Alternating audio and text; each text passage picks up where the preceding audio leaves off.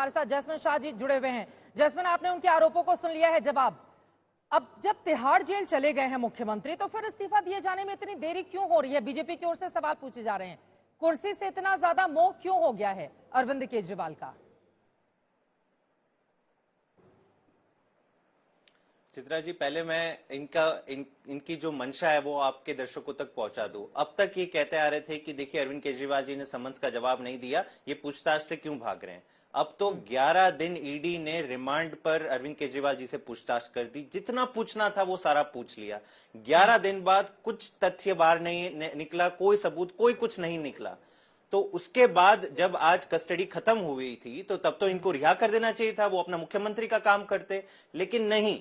आज भी इनको ईडी ने अपनी दलील रखी कोर्ट में कि नहीं जी, इनको तो जेल के अंदर ही रखे। भाई क्यों रखे सिटिंग चीफ मिनिस्टर को? एक मात्र कारण है, क्योंकि एक तरफ ये चाहते हैं कि केजरीवाल लोकसभा चुनाव में प्रचार ना कर पाए, और दूसरी तरफ जो ऑपरेशन लोटस इनका शुरू हो गया, पंजाब में तो शुरू हो ही गया था कुछ दिन पहले, आज और कल के बीच में हमारे कुछ एमएलए को दिल्ली में कॉल आते हैं, उनको धमकियां दी जाती है और क्या कहते हैं कि अरे तुम्हारा तो मुख्यमंत्री नहीं बचा, इसको एक फर्जी मुकदमे में मुख्यमंत्री को जेल में डाल दिया, तुम्हारी तो क्या औकात है, सो जल्द से जल्द टूटो और हमारे साथ जुड़ जाओ। तो इनका पूरा जो मकसद है कि एक फर्जी मुकदमे में, अब देश के सामने भी पता चल गया कि इस मुकदमे में कोई तथ्य नहीं है, कोई मनी ट्रेल नहीं है, लेकिन हाँ 3 फर्जी गवाह जरूर हैं। एक है शरद रेड्डी जिसने 60 करोड़ रुपया बीजेपी को पहुंचाया, और दूसरा है मगुंटा और राघव रेड्डी, बाप बेटे, जिन्होंने नकली और फर्जी बयान दिया, और उनको क्या मिलता है? भाजपा की तरफ से एनडीए का टिकट मिल जाता है लोकसभा का। जारी है, लेकिन ये पूरा जो केस है इसके आधार पर बनाया गया।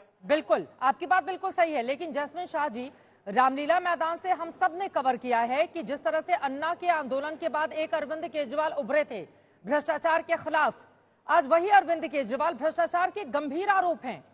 उनको तो तत्काल इस्तीफा देने की बात कि जब तक पाक साफ होकर मैं जनता के बीच नहीं लौट जाता तब तक कुर्सी पर नहीं बना रहूंगा, लेकिन वो इतने गंभीर आरोपों के बावजूद अगर कुर्सी नहीं छोड़ेंगे चित्रा जी, तो आप लोगों की बातों पर क्या भरोसा करेगी दिल्ली की जनता? जैस्मिन शाह जी, आज तक इतिहास में कभी ऐसा नहीं देखा गया है। नहीं, पूरा भरोसा करेगी चित्रा जी। आपकी चिंता सराखों पर, लेकिन दिल्ली की जनता पूरी तरह से आम आदमी पार्टी और केजरीवाल जी के साथ है।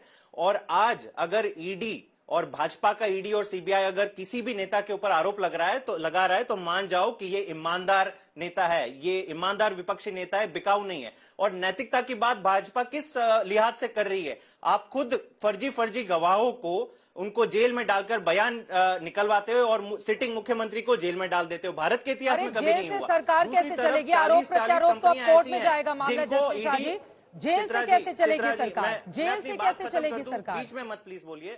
हाँ, नहीं, बिल्कुल बताएंगे, लेकिन आप मुझे बात करने का मौका दीजिए।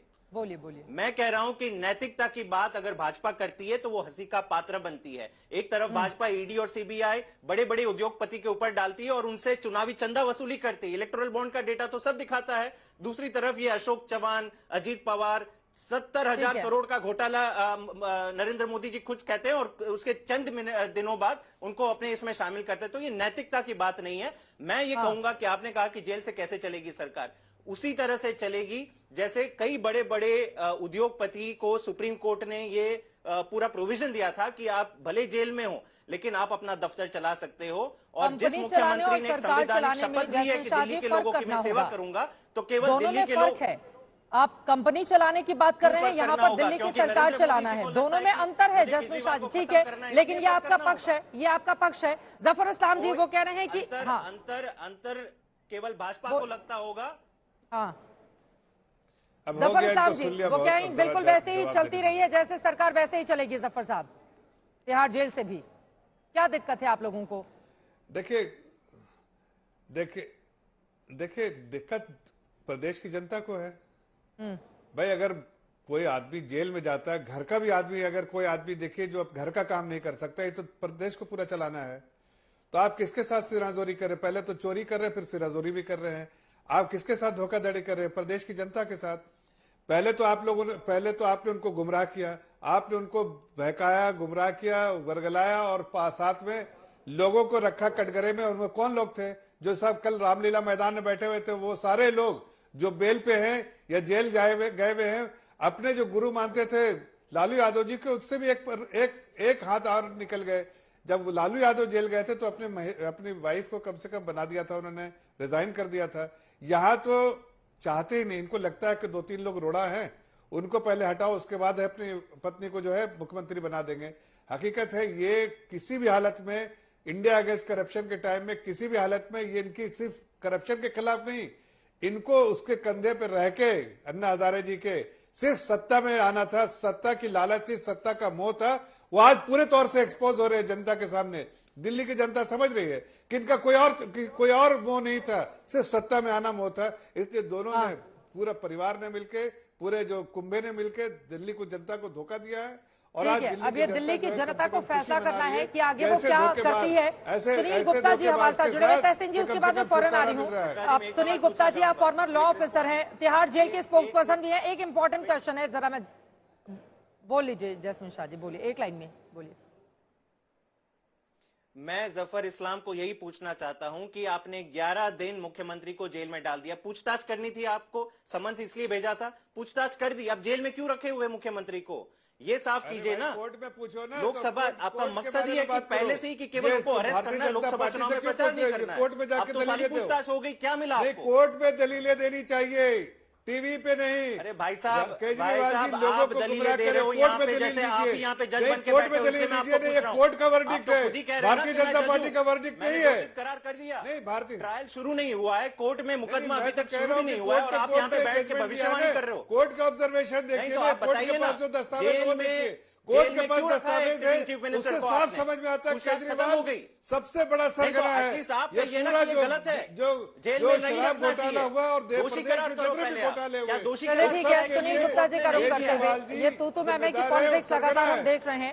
जब फैसला दिल्ली की जनता को करना है, लेकिन सुनील गुप्ता जी सीधे आपके पास आते हुए, तिहाड़ जेल में क्या नियम है इसको लेकर? क्या कोई मुख्यमंत्री तिहाड़ जेल से सरकार चला सकता है?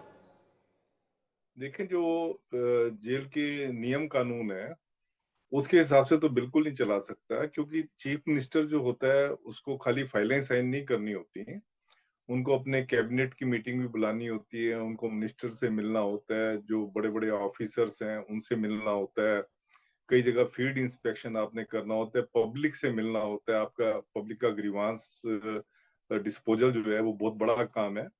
तो ये सब काम जो है, जो जेल के नियम है उसके हिसाब से बिल्कुल नहीं हो सकते, क्योंकि आप देखें जो एक आम प्रिजनर है वो हफ्ते में 2 बार अपने घर वालों से मिल सकता है, पर इनके यहाँ तो रोज ही मिलने वालों का तांता लगा होगा, जो कि जेल की सिक्योरिटी और इनकी अपनी सिक्योरिटी के लिए एक खतरा पैदा कर सकता है। दूसरा क्या है कि आप जो है मिल जो जो आपके, एक तो मैंने आपको बताया 3 आदमी मिल सकते हैं और आधे आधे घंटे के लिए मिल सकते हैं। आप वकील से बात कर सकते हो, वकील से भी हफ्ते में 1 बार बात कर सकते हो, और वो भी 30 मिनट के लिए बात कर सकते हो। इसके अलावा आपका जो खाना वगैरह, इस पे काफी सारी बंदिशें हैं जो कि मुझे नहीं लगता कि जेल से आप ये पूरी कर सकते हो, अनलेस कि आप कोई एलजी साहब के पास पावर है, किसी जगह को वो स्पेशल जेल डिक्लेयर करते हैं, स्पेशल जेल डिक्लेयर करके वहां से भी फाइलों वगैरह का तो काम हो सकता है, आराम से हो सकता है। बाकी जो आपकी फील्ड विजिट है, जो पब्लिक ग्रीवांस का डिस्पोजल है या कैबिनेट मीटिंग है, वो चीज आप वहां से भी नहीं कर सकते, क्योंकि अगर किसी भी जगह को अगर एलजी साहब स्पेशल जेल डिक्लेयर भी कर देते हैं तो उसके लिए एक सुप्रिंटेंडेंट जेल बिठाना जरूरी होता है, जेल का स्टाफ वहां पे होगा। तो यहाँ वो पर बिना जैस्मिन शाह की ओर से कहा जा रहा था कि एक कंपनी के मुखिया को भी इस तरह का आदेश एलजी की ओर से दिया गया था कि आपको पैसे चुकाने हैं तो आप अपनी कंपनी के तमाम कामकाज कर सकते हैं। शशि शेखर जी, आशुतोष जी स्टूडियो में हैं, उन दोनों के सवाल है, उसके बाद में फौरन तहसीन जी आपके पास आऊंगी। शशि जी, सुनील जी से आपके सवाल। जी सुनील जी, मेरा सवाल ये है कि जेल मैनुअल क्या आपने उसे थोड़ा सा एक्सप्लेन किया, लेकिन बिल्कुल साफ तौर पे हाँ या ना में कि जेल मैनुअल क्या किसी भी फाइल पर, कागज पर दस्तखत की इजाजत देता है सामान्य स्थितियों में? हेलो, अब मुझसे पूछ रहे हैं? जी जी। हाँ, देखें, जैसे ये फाइल वगैरह पे अगर वो साइन करते हैं तो वो सारा जो जेल रूल्स कहते हैं वो सुप्रिंटेंडेंट जेल जो है उसको ओवरसी करता है। सुप्रिंटेंडेंट जेल की आप कहें सुप्रिंटेंडेंट जेल की सुपरविजन में ही सब कुछ होता है, तो वो मुश्किल हो जाएगा, क्योंकि इनमें फाइलों की जो है कॉन्फिडेंशियलिटी होती है, तो उसमें मुश्किल हो जाएगा जेल से फाइलें साइन करना। आशुतोष जी कुछ पूछना चाह रहे हैं आपसे, सुनील गुप्ता जी से। आशुतोष जी। नहीं, बट मेरा सवाल यह है कि एक मुख्यमंत्री जो जेल में है वो अपनी ड्यूटीज को कैसे डिस्चार्ज कर सकता है? जेल तो जेल मैनुअल के हिसाब से चलेगा, कोई उनके लिए अलग से कोई सुविधा तो दी नहीं जा पाएगी। नहीं, क्या वो उनको बिल्कुल, कैबिनेट बिल्कुल। की बैठक करने की इजाजत दी जा सकती है? क्या उनको चीफ सेक्रेटरी से लगातार मुलाकात की इजाजत दी जा सकती है? क्या नहीं, उनको अपने बिल्कुल मंत्रियों नहीं, से फोन पर बिल्कुल। बात करने की इजाजत दी जा सकती है? नहीं, ये सब नहीं, इजाजतें तो आम कैदी को नहीं मिलती हैं। ना, तो इसलिए मैं कह रहा हूँ कि जेल से जो है सीएम शिप नहीं चला सकते। नहीं पड़ रहा। वो कह रहे हैं कि नई चीफ मिनिस्टर अपने पद को आगे नहीं बढ़ा सकते। लेकिन यहाँ पर मैं फौरन आ रही हूँ, तहसीन जी अपने कुछ बात कहना चाह रहे हैं। सुनील गुप्ता जी आप देखिए, जल्दी से। इसमें एक चीज जो हम लोग मिस कर रहे हैं कि जब कोई किसी मुख्यमंत्री को चुना जाता है तो मुख्यमंत्री कोई आम मंत्री नहीं होता कि जिसकी अनुपस्थिति में भी सरकार पे कोई असर ना पड़े। मुख्यमंत्री दरअसल पूरी की पूरी प्रशासन की धुरी होता है। बिल्कुल। बिना उसके सरकार ना तो चलती ना एडमिनिस्ट्रेशन चलता है। और मुख्यमंत्री को इसलिए चुना गया है ताकि he can discharge his duties. If is unable to discharge his duties that means he is incapacitated. Aam Aadmi party के लिए नहीं करेंगे, वही सीएम बने रहेंगे क्योंकि बीजेपी साजिश कर रही है। देखिए, आम आदमी पार्टी और बीजेपी के बीच में क्या चल रहा हो तक अलग है, लेकिन खुले आम संविधान का मखौल उड़ रहा है। पूरी दुनिया में भारत की हंसी उड़ रही है। या तो अरविंद केजरीवाल को अपने पद से इस्तीफा देना चाहिए या फिर सेंट्रल गवर्नमेंट को उनकी सरकार को बर्खास्त करना चाहिए। मैंने कहा थियरी ऑफ इनकैपेसिटेशन, यानी मुख्य chief minister is unable to perform his duties, discharge his duties, and इसीलिए उनको चुना गया है। अगर वो अपनी ड्यूटी परफॉर्म नहीं कर पा रहे हैं, अगर कैबिनेट की मीटिंग नहीं कर पा रहे हैं, अगर सेक्रेटरी से बातचीत नहीं कर पा रहे हैं, अगर वो फाइल नहीं पढ़ पा रहे हैं, तो फिर मुख्यमंत्री क्यों है? लेकिन केंद्र सरकार भी राजनीति कर रही है और आम आदमी पार्टी भी राजनीति कर रही है। ठीक है।